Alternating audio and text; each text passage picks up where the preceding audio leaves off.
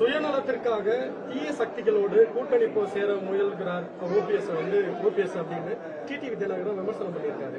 அதாவது உங்க கூட்டணியை தீய சக்திகள் சொல்லியிருக்காரு. அதை எப்படி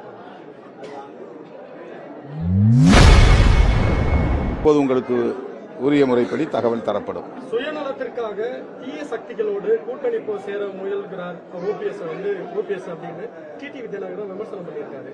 அதாவது உங்க கூட்டணியை தீய சக்திகள் சொல்லியிருக்காரு. அதை எப்படி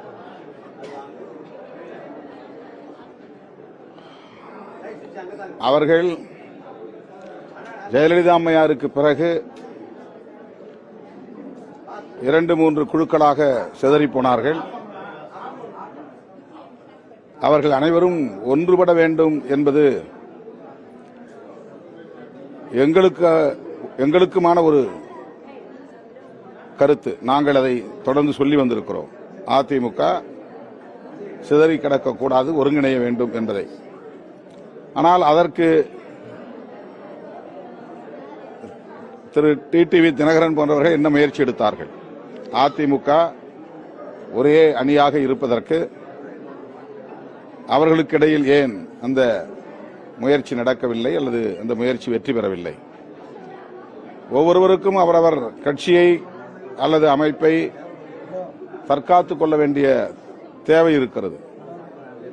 அதன் அடிப்படையில் ஓபிஎஸ் இந்த நிலைப்பாட்டை எடுத்திருக்கலாம்.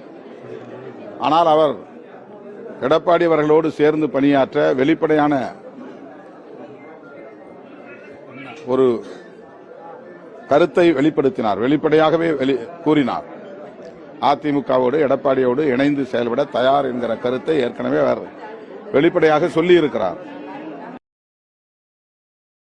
செய்திகளை உள்ளது உள்ளபடி தெரிந்து கொள்ள ரெஃப்ளெக்ட் நியூஸை சப்ஸ்கிரைப் பண்ணுங்க.